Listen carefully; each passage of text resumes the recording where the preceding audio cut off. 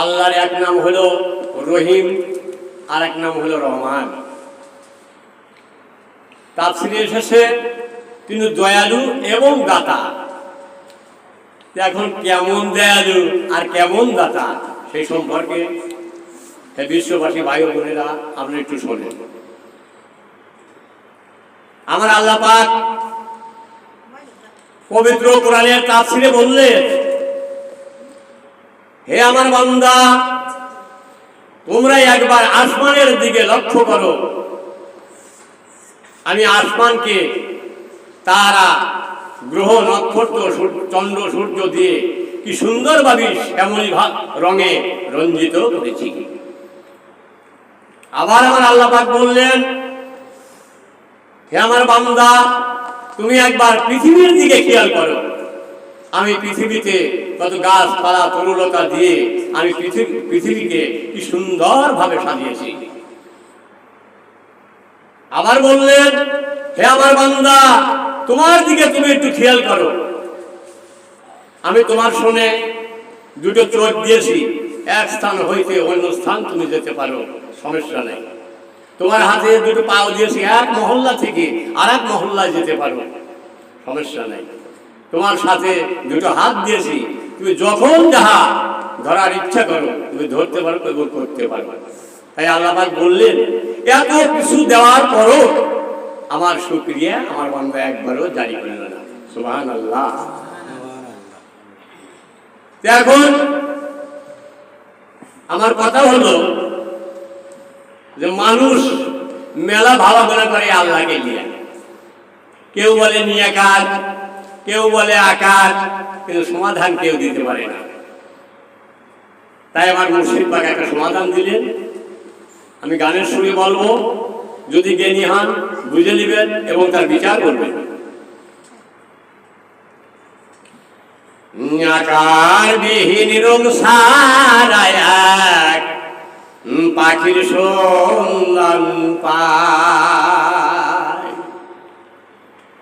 ওরে সর্বরঙ্গের রঙিন পাখি, সর্বরঙ্গের রঙিন পাখি, রং সারা তার বেরং নাই। আকার বিহীন রং সারা এক পাখির সন্ধান পায়। লেখলেন আকার এবং নিয়াকার। বলতেছেন যে আকারবিহীন, তার কোনো আকার নাই। আবার বলতেছেন সর্বরঙ্গেরই রঙিন পাখি, তাহলে তার আকার আছে। এই যে দ্বন্দ্ব, শোনেন।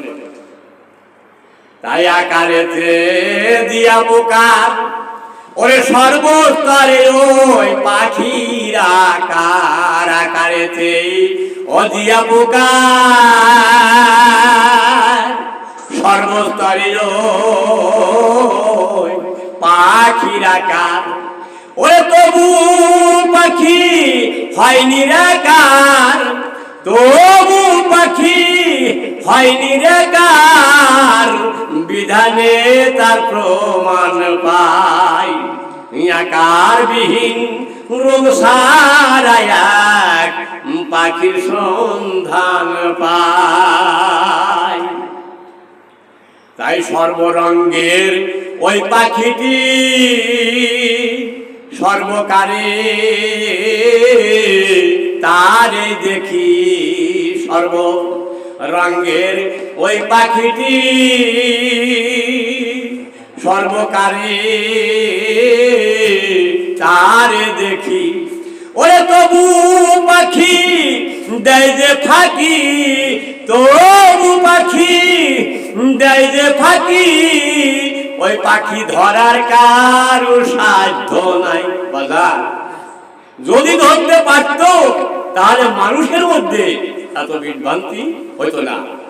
আমার মুর্শিদ বললেন আকার বিহীন, আবার বলতে সর্বরঙ্গের ওই পাখিটি।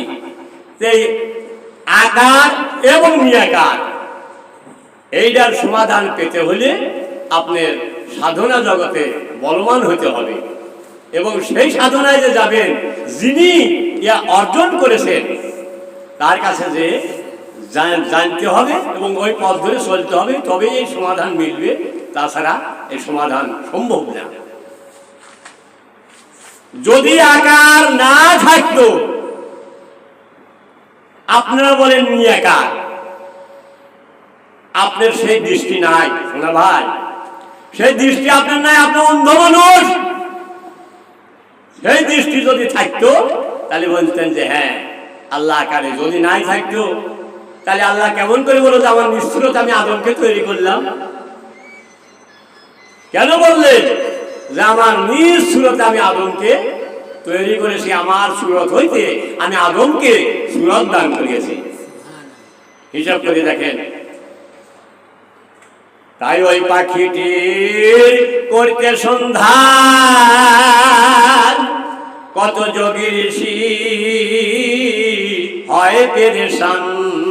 ওই পাখিটির করতে সন্ধান কত যোগী ঋষি হয় পেরেশান।